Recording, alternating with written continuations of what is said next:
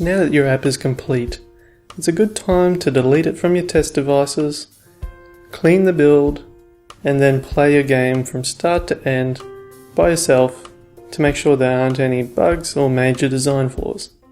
You also want to make sure that the game you created is actually fun to play and that the level progression isn't too repetitive that the player might get bored. Maybe it wouldn't take that much to improve the experience. Maybe just tweak a few parts of the level or add a new weapon type. Sometimes the smallest detail can make the biggest difference, so don't forget to experiment a lot, even in these late stages of creating the game. Once you're happy with how your game has turned out, you can perform a beta test of your game. Beta tests are generally run with a few friends or volunteers. I like to get around 50 beta testers on board. This way you can be pretty certain you're going to get some feedback, even if it is still only 4 or 5 people.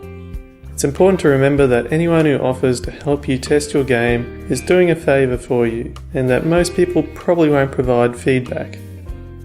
So what can you do to make them want to provide feedback?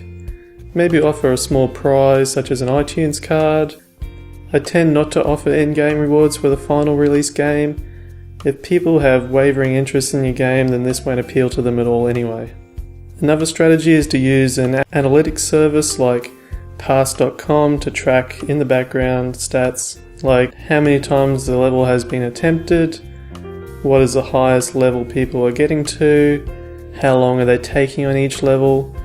These sort of stats can be very insightful in identifying if a level is too hard or even broken or just too difficult to navigate. At large game development studios, the testing process is a lot more structured, but for simple small apps, this should be fairly sufficient. Once your app is properly tested, it's time to submit the final build to the store.